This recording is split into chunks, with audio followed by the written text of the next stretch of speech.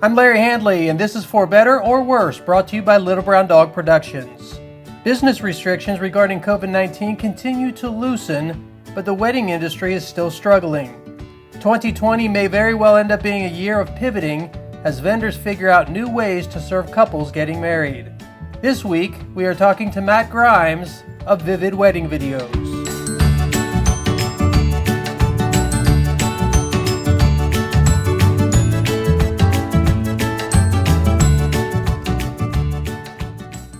Hi, Matt. How are you? Strong, healthy? Any close encounters with COVID-19? No, just trying to stay as far away from it as possible. Yeah, sometimes that's tough to do when you have to go to the grocery store or something. Yeah, no, for sure. It's been a crazy time. Hope you guys are doing well. We're doing great. Thank you for asking. And think back for me to like the weekend, I think it was March 15th or 14th, 15th, something like that. For us, kind of the beginning of COVID-19. Do you remember that weekend? Is it kind of like remembering where you were on 9/11? Yeah. Yeah, I remember the grocery stores being crazy and no toilet paper in sight, and kind of people, half the population taking it seriously, half the population not. And yeah, it was definitely a crazy time. What were you thinking about in terms of your wedding season? Was your spring wedding season highly booked? Yeah, so I really didn't think it was going to affect, at the beginning, I didn't think it was going to affect it at all. But then just the more and more I got into it, I started worrying about it. Unfortunately, May was my biggest month for me this year. I had Mhm. about 8 weddings in May. So yeah, so I had a total of 15 weddings reschedule so far. 10 of those should have been filmed by now, so it's definitely been a crazy time. What were the conversations like? You know, I for me, I felt really bad for these couples. I mean, it just happened so quickly for them, and they've been planning so long, and they were so close to it, and so now they have to wait a whole another year or later this year. So it was, I just felt really bad for all of them. How did you feel like they were relying on you? Were they looking to you for answers, or was it more of a conversation? What did you have to offer them? Yeah, I think everyone was looking for answers because no one knew what to do, Hmm. and it was a crazy time to just for them to reschedule, try to get all their vendors to be available for a date, that they can all do. So even just working with them on that, it was a crazy time trying to get it all worked out. We're months away from that time. We're now at the end of May. Um, are you feeling better about it? Worse about it? And is it the same? Where do you think we've come since then? Yeah, for me, I feel better about it. As far as for weddings specifically, I I'm not really sure what to expect. They're saying that you can have up to 300 people or whatever. But as far as the distancing, and I've heard that I don't even know if there's going to be a dance floor at the reception anymore. Yeah. So a lot of that kind of stuff is definitely going to affect all of that, and I have no idea what to expect. So you said you should have had 15 weddings done by now. Is that what you said? 10 weddings so far, but 10 weddings. 15 total reschedules. But yeah, 10 of them should have been filmed by Have now. you done any yet? I haven't done any now. My next Uh, wedding's in July. have so so you haven't had anybody like pare down their wedding day to just have a limited number of people, like in a backyard or anything like that? No, I haven't had anything like that. Hmm. When's your first one scheduled now for? July 11th. Do you have hopes for that one? What are your hopes for that one? Yeah, and I've been in contact with a couple too. I think they're just kind of at the point that they're going to have it, even if they have to reduce the guest list and all that.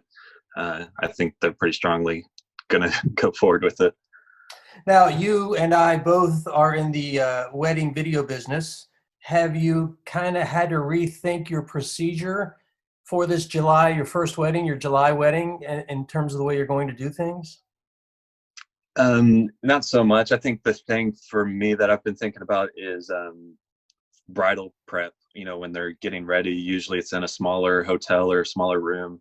And if we're all trying to somewhat keep distance from each other, it can be a little challenging, especially in the small hotel rooms. But I think that's really the biggest thing. And then just kind of hoping people don't have to wear a mask when they're doing their ceremony and all that kind of stuff. Right. Yeah. Visually looking good. Yeah. We have done a couple of like backyard weddings, and we feel pretty relatively safe outside with limited amounts of people involved. But it's when you get indoors that we start to feel a little bit less comfortable. And we haven't done any receptions, obviously, but we're concerned about that too. You? Yeah. I think it's just gonna be it's weird. I mean, it's a weird time right now. Even when you go anywhere, just kind of being around people, it's just a weird feeling. So I think it definitely will be a weird time once we get back into filming these weddings.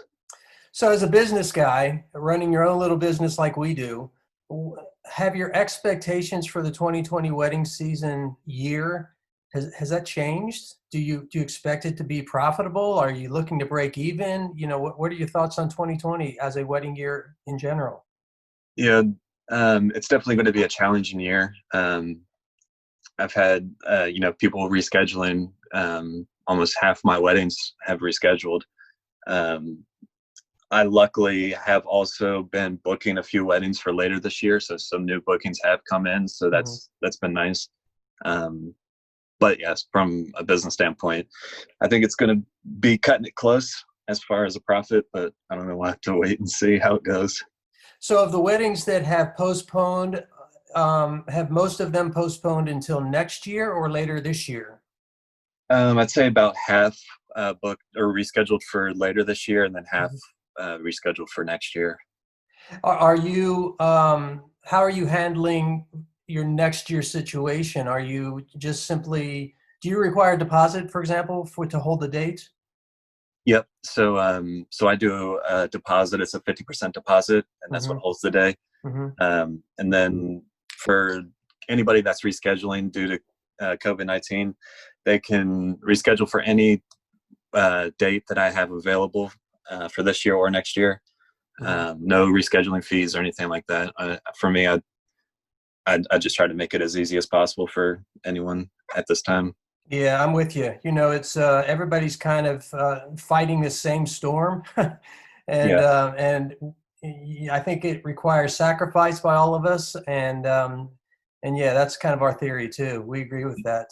Let me ask you this. You mentioned that people are postponing or delaying until later in the year. Are you concerned at all about getting too overbooked in the fall? Oh man, my fall is crazy right now. So normally I don't like doing a lot of Friday, Saturday, or Saturday, Sunday weddings back to back like that. Right, it's hard work. Yeah, it's a lot. It takes a lot out of you. But that's just what I'm doing this year. It sucks, but it's what's got to happen. But yeah, so I have a lot of weddings in the fall that are back to back Friday, Saturdays, and stuff like that. But just going to be a lot of Red Bull energy drinks taken those weekends. So. And then a lot of rest during the week. Yes. Yeah, right. So with that in mind, it sounds like you're kind of in the same boat as us, that we're kind of sacrificing 2020, trying to do the best we can, trying to do the right thing, and hoping to just get through the year. Do you have high hopes for 2021? Do you think things will be back to normal? Yeah, I mean, I'm hoping so. I mean, they're talking about there's going to be another spike, so we'll just have to kind of see. But I don't know. I'm hoping that it'll all stay the same for 2021. But I could also see couples kind of waiting and seeing what's happening before they start booking vendors and stuff for their wedding, because right now they have no idea what's going on. But overall, and now we're at the end of May. We've been dealing with this for a few months now. Are you feeling better or worse or pretty much the same? Yeah, I'm feeling pretty much the same about it. Like I said, I've had couples rescheduling for later this year. So weddings are still, booking and things like that. So for me, it's still been a good year for me, even with all this craziness going on. Are you finding that the couples that you're talking to is their attitude changing at all? Are they having to become more creative? Do you feel like they're handling the stress well in general? Yeah, it seems like it. Okay. Yeah, they all seem to have good attitudes about it, even though it's a crazy time. And people are creative about it. I have a couple that is they're doing a smaller wedding this year now. Mhm. So they're just going to have like close relatives come, and then later next year they're going to have like the big reception, invite everybody out. So there's definitely creative ways of doing it to where you can still have your wedding without all the guests, and then later the next year, bring them all out and have a celebration that way. Vivid Weddings, your business and our business, Little Brown Dog, we do the same thing. We both tell video stories. Do you think that the role of video for weddings has changed because of all of this? No, I don't really think that it'll change how we do things or how we tell our stories. What about the importance of it? Yeah, I mean the importance of it, yeah, for sure. I mean, yeah, I mean if they're not able to invite all their guests out to the wedding, having a video to where they can go back and watch it is huge. And right now, live streaming is huge. Also, your guests will be able to watch it in real time as it happens. To watch the ceremony and the reception. So yeah, I mean, it's a huge time for video. Well, Matt, we appreciate you very much. We are wishing you all the best as we progress forward, and we want you to keep on telling great stories. We totally believe they can and will change the world, and the world needs more great storytellers, and we appreciate you and Vivid Videos. Yeah, hey, I appreciate it too. Thanks for having me on here. It was a good time. Yeah, it's good to talk to you again. We'll see you soon. We'll be back with Matt's original interview we pre-recorded before COVID-19, right after this. Matt Grimes, thanks for joining us. Thanks for having me. Let's talk about the elephant in the room. You're a videographer. Videographer. We're a videographer. But I want to reassure you that we're doing this not as videographers, Little Brown Dog I'm talking about. We're doing it so that we can help couples plan their wedding day by introducing them to some of the best wedding people in business. Yeah. We love what you do. We think you do a good job. Thank you. So this is about you, so you can relax and have fun. Right. Now, a friend of mine, a mutual friend of ours, told me that you started telling video stories as a skateboarder. That's true. You got to explain it. What's going on there? So that's essentially how my career started. Okay. So I was 12 years old-ish, making videos. So I had some friends here locally that were really good, really talented. I had a camera, I knew how to edit, so I started making videos. So this is the time when YouTube was really coming around and putting videos online, stuff like that. So I used to make videos, they were like an hour long-ish, and I ended up making 4 of them. And the 4th video that I made, it got to the point where I actually had professional skaters. I flew them in here to Cincinnati. And how old were you? At that time, I was like 15, 16. It's awesome. And making videos, ended up selling videos online. I even had skate shops selling my videos out in California and Europe and all these places. And that was my first aha moment of, I can make money doing videos. So that's essentially how it started. And what was the point of those videos? Just the action of skateboarding? Yeah, just putting all together clips of the best skating tricks and stuff like that, putting like a montage essentially of that. And it would feature profiles of each skater and making videos that way. So that is really cool. Yeah.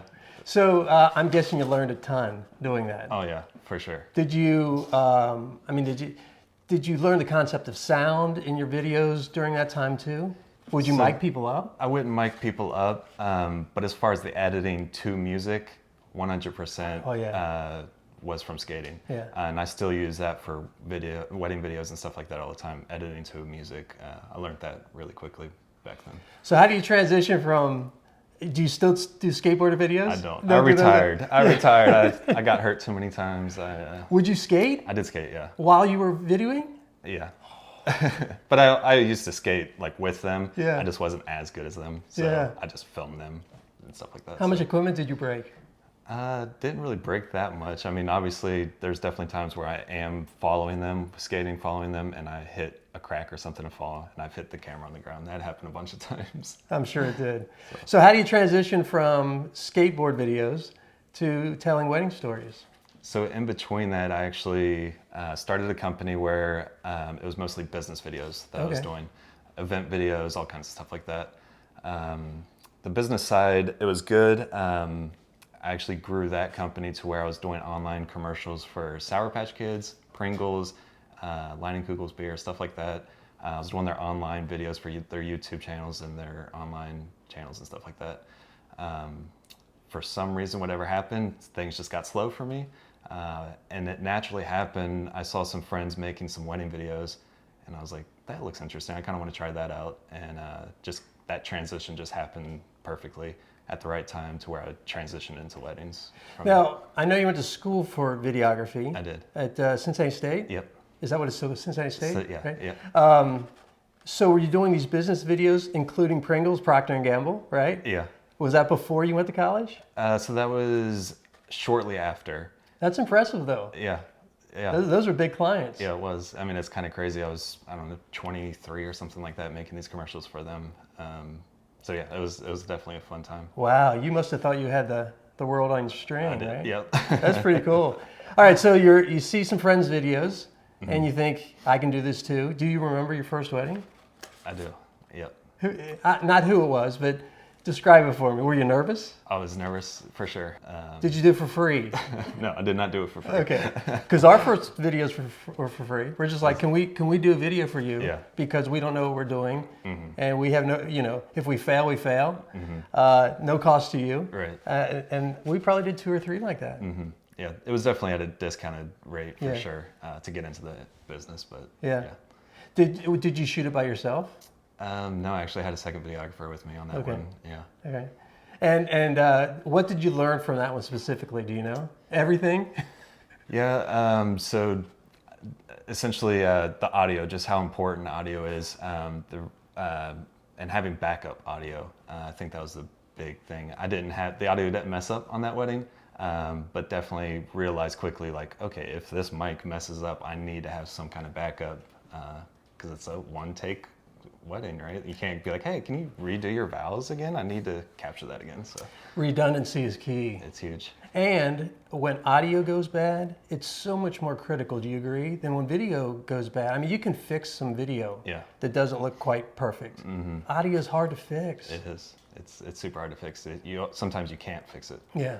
So Yeah, it's critical. That's why we have redundancy when we shoot our videos. It's important. So you did your first video. It was a smashing success, wedding video. yeah. and so how did it grow from there? I mean, was it mostly word of mouth? Yeah. Obviously, I went on The Knot and advertised on there. But yeah, as far as definitely the biggest thing is photographers definitely helped out. So photographers started recommending me. And that obviously helped it huge to get their recommendations and got me in the door that way. We always say that that we're low on the food chain, videographers. Yeah. In other words, there's the venue, there's maybe the entertainment, there's a photographer, there's catering, there's cake, and somewhere down the line there's a videographer. Do you agree with this? Oh yeah, for sure. So oftentimes, we're one of the last ones to get hired. So it is so important that you get some recommendations from other people who are higher on the food chain, right? Yeah. You agree with that? Oh yeah, for sure. Yeah. Yeah, so I was going to ask, does the team that you're working with affect the way you shoot in the process? Yeah, it definitely can. So there's definitely certain photographers I love working with. I essentially never have issues with any photographer I work with, but there's some that do things differently and do things similar to the way that I like to do things. So when I work with those, it just is a lot more seamless. Biggest thing is like I have some photographers that are like, hey, look at the camera and smile and stay still. I need movement. I need things like that. Yeah. And there's a lot of photographers that I like working with that do that movement stuff that obviously help. I've never done any in-depth research on about what I'm about to ask you, whatever I'm trying to say. But I think probably 30% of the weddings here in the greater Cincinnati area use videography. Do you confirm or deny? Yeah, I'm not sure. I mean, yeah, I would Have think you so. thought about it? I haven't really thought about that. Well, in other words, it's certainly not a majority. I think it's less than 50%. Yeah. Why do you think it would be important for a bride and groom to get video? So, obviously having pictures and stuff like that is great to be able to look back on. But the biggest things like toasts, you're not going to remember what your best man or maid of honor said at the reception. Those moments like that are huge to be able to go back and look at.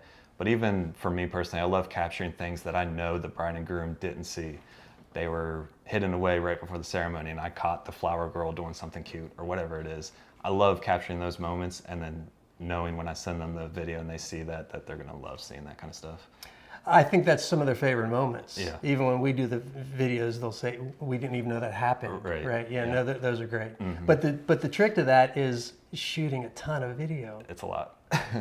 Can you estimate, maybe in terms of hours, how much video you shoot on a wedding day? So when I film, I use 3 different cameras. So throughout all of that, I mean, it's easily 8 to 10 hours of footage with all of that.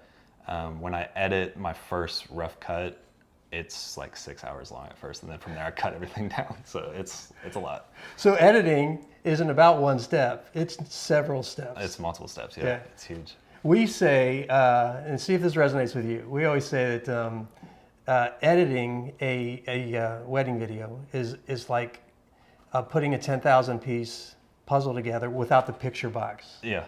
Does that resonate? Oh yeah, for sure. And it's kind of fun thinking of it that way as puzzle pieces, where it's like you got to fit the puzzle in that certain spot to make it perfect. For the edit. Yeah. It's a job. Yeah. So when we leave a wedding with all of our cards filled up, right? That's when our job really starts. It is. You agree? Yeah. I always tell the bands, I wish I were you, right? Because you guys get to pack up and you're done. Yeah. Right. We're not done. Yeah. We still. I mean, it's half. Tell me about the battle, I editing think. process for you. Are you man. editing while you're shooting in your brain? Oh yeah, for sure. There's definitely moments that oh yeah, I'm definitely going to use that shot. Yeah. Or that one wasn't that good. I know I'll take that out. So yeah, obviously editing that. The biggest thing for me is like for the highlight film part, I never go into a wedding thinking I'm going to do this kind of video. I'm going to use this type of song. I always tailor that to how the wedding goes. And so as the wedding's going, I kind of feel the vibe of how the wedding's going to kind of feel like how I'm going to edit it and what music I'll use and all that. Yeah. So personalizing the video to the people and the way the wedding went is so important. But to get to the edit, you have to have the right video shot, correct? Yeah. So do you tailor that to what you know about the bride and groom prior to the wedding? Yeah, I guess it depends on every wedding. But yeah, for sure, I'll try to tailor it to how they want things or how their vibe is, how the wedding decor is, all that kind of stuff really goes hand in hand with that. Do you ask them about musical preferences? I do, but I do pick all the music, again, based on how the day goes. And I let them know that in advance. Is it more of a fun party, cheers and toasting kind of wedding video? Is it more emotional, slow, kind of stuff like that?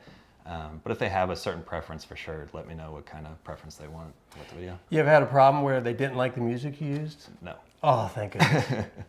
Because I've watched your work, obviously, and we do the same thing. We edit to the music. The music's important. So if they change songs, Oh yeah. it's a whole new edit. It is, yeah. Yeah. Yeah, definitely. Have you ever, because we've done this a couple of times, where I'm in the editing process, and I'm going, I may be 2/3 of the way done, 3/4 of the way done, and what I think is done, and I go, this just isn't working. Yeah. And I start over. Yeah. You done it? I've had that.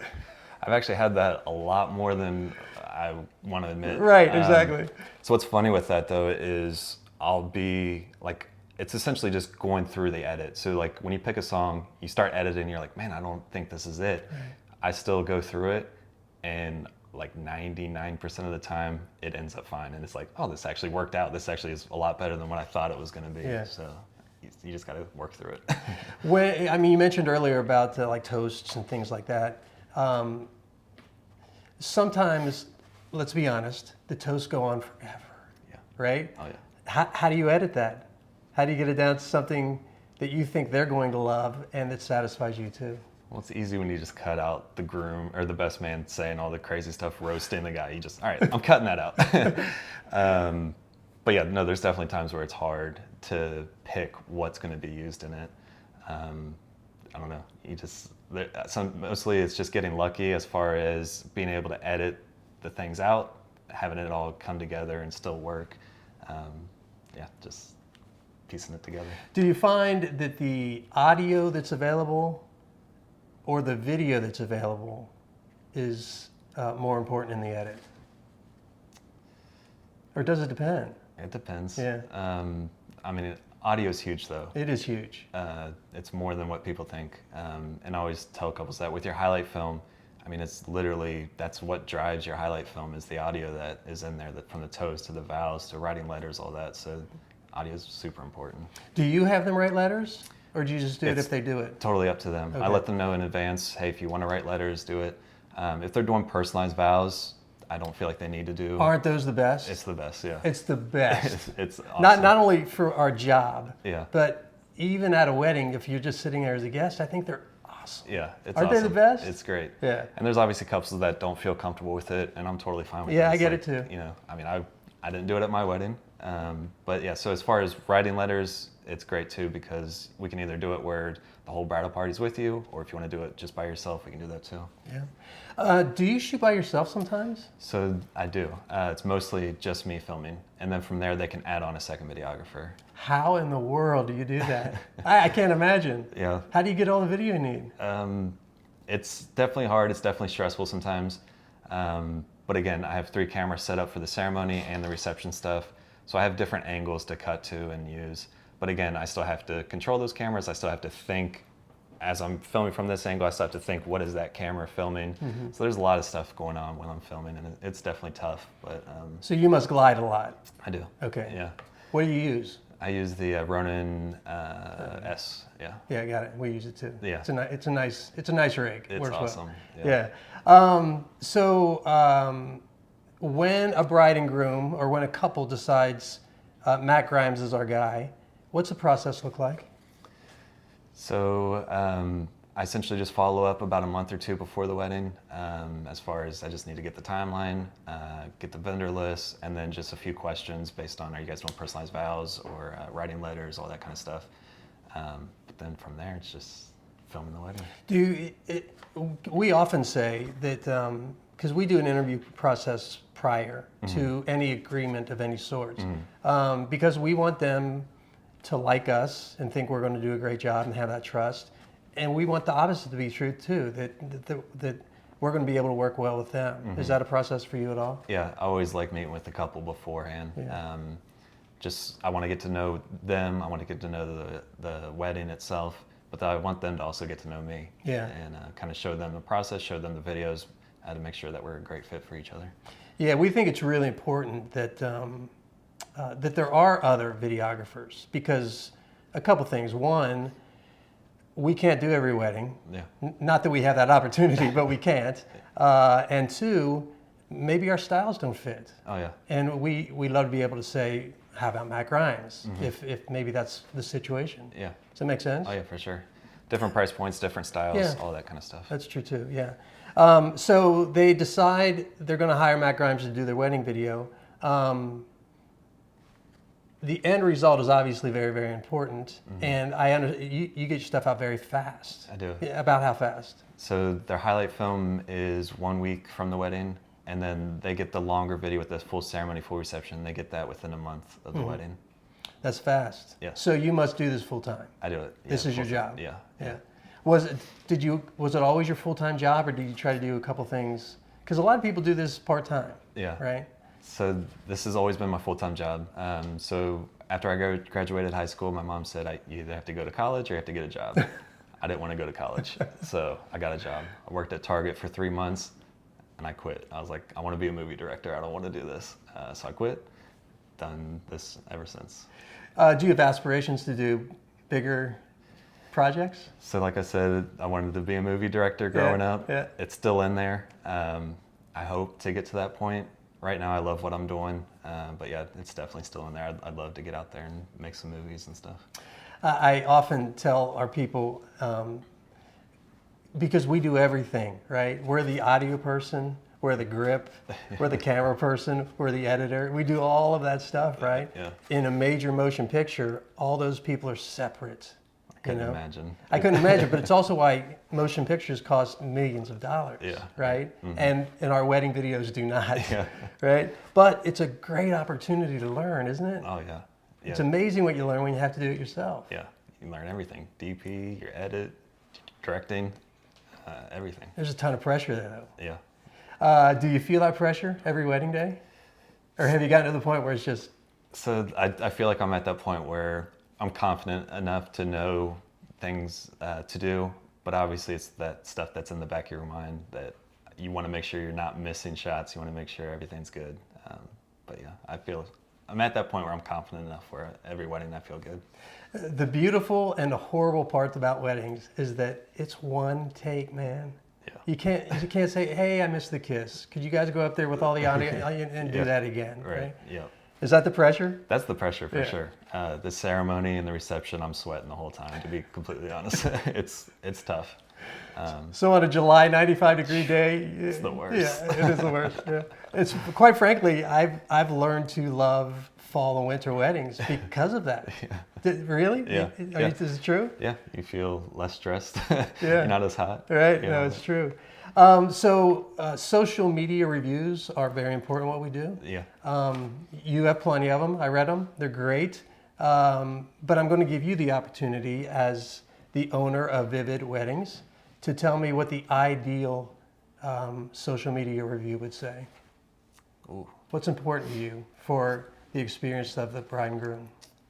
So one of the things that people do review me on is that they don't notice I'm there for the ceremony reception parts.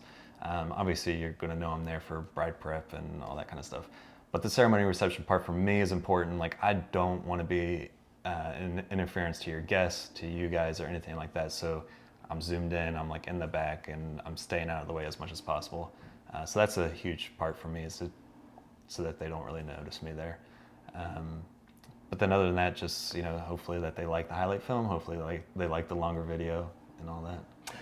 It's great having zoom lenses, isn't it? It's really nice, Yeah, yeah. I love the shot from the back of the church that's down the center aisle, but I don't want to be up there. Oh yeah. I kind of have this feeling that if the congregation has to turn their head to look at me, that's one thing. But if I'm in their line of sight, then I shouldn't be there. Oh yeah, for sure. So that zoom lens, they're costly. Yeah. They cost a ton of money, Yeah. but they're worth it. Yeah, they're definitely worth it. Yeah, that's good. Nice review. I bet you get a lot of those. So congratulations on that. Yeah, thanks. Whenever we have a guest on, I don't know if you've listened to any of them yet, but we always ask for free advice. Mm-hmm. So if you were to give some free advice to couples out there about hiring a wedding videographer and the importance of it, give me your spiel. What would it be? The importance of hiring a videographer? Yeah, why should they, and how do they get a good one? Yeah. So again, going back to listen to the toast, listening to all those audio moments is huge for video. You're not going to get that with anything else. Being able to see those moments that you might have missed because you weren't there, those are huge. But then being able to relive the wedding day in 5 to 10 minutes, I mean, it's such a cool thing to be able to go back and watch, and you can share it with friends and family so they get to enjoy it. And then the people that weren't able to make it to your wedding, now they get to see your whole day in 5 to 10 minutes. It's really cool to be able to have that. What was the second part of your question? How do they find a videographer who's going to be able to do a good job for them? Because there are a lot of them out there. Yeah. Some of them are really good. Yeah. Vivid weddings. Some of them are not so good, right? Yeah. You've seen them. So definitely doing your research. And I think talking with the vendors that you've already booked, so your photographer and your DJ, they're going to work with certain videographers that they recommend, talk with them, make sure that it's all a good fit for that. So from beginning to end, a couple gets in touch with you, says we want to hire you, to the end when you send them all their stuff. What are the biggest challenges? Just making sure that you edit the right video. Every video is different. As much as it seems it's the same because we're filming weddings every time there's a wedding dress, there's a venue and all that kind of Right stuff. It's always different though, because every location's different, every bride and groom's different. So just trying to make it similar, because they obviously hired you for a reason, but you want to make it different because you don't want every video to be the exact same. Right. Yeah. No, that's very true. Mm-hmm. It is the challenge, and they're intrinsically different because the bride and groom are different, the guests are different, the venue's different, the reception area is different. But there's always a kiss. Yeah. There's always an I do. Right. You know, there's always a walking down the aisle. So some of the things are the same, but they all feel different. Yeah. Right. I think it's a great. When we started doing this, we just wanted to tell good stories. We did not have weddings in mind. We do weddings now because they're great stories. Agree? Oh yeah. Yeah. And going back to the movie thing, for me, I get to make movies every week with this. It's always a love story, so maybe not action adventure kind of stuff, but so it's always love stories. But I love it because I get to tell a story. I get to tell a movie side of it for each couple, and it's a lot of fun. So when you become a big motion picture director, and I can show people this video and this audio, what kind of movies will you make? Big action movies. Oh yeah? Like Die Hard? Yeah, you know. Lethal Weapon? Some crazy car scenes, car chases, running from the cops, robbery scenes, all that kind of stuff. Yeah. That's what you want to do? So you like special effects? Yeah, I love it. Yeah. Okay. I'm not good at them by any means. I've definitely cost tried a stuff. fortune. Yeah, it's super tough. That's a whole nother world with all that. But Yeah. yeah, I can do like the bullet hits, stuff like that, hitting glass, those kind of effects. I've mastered those. But That's awesome. That's cool. How many weddings have you done in your lifetime, in your career? 200-ish, something like that. And on the average year, what are you comfortable doing in a year? So I do 35 a year. Okay. And however it's worked, I've always have done 35 a year. I could do as much as 40, I feel like, but 35 is a good number for me. Yeah, we did 55 one year and it was too many. Yeah, I couldn't imagine that. Yeah. So that's a good number. 35 or so. Yeah. Allows you to get the product out quicker. It's a good pace for editing. Yeah. Yeah. I can still have a life outside of working. So yeah. That's something I never even considered. So that's a good idea. Yeah. Matt, thank you. Hey, thank you. Hey, give me some contact information in case people want to get in touch with you. Yeah. So the website is vividweddingvideos.com. I'm on Instagram and Facebook at Vivid Wedding Videos. Again, thanks. Hey, I appreciate it. Are you Thank okay? you. Does it Yeah. feel all right? I mean, you know, I'm not used to being on this side of the camera, but I don't know. We'll You're see. a natural, my friend. Appreciate it. So when you get your Academy Award, you'll be all set for this. Yeah. And I'll invite you guys out for it. Oh, nice. I'll take you up on that.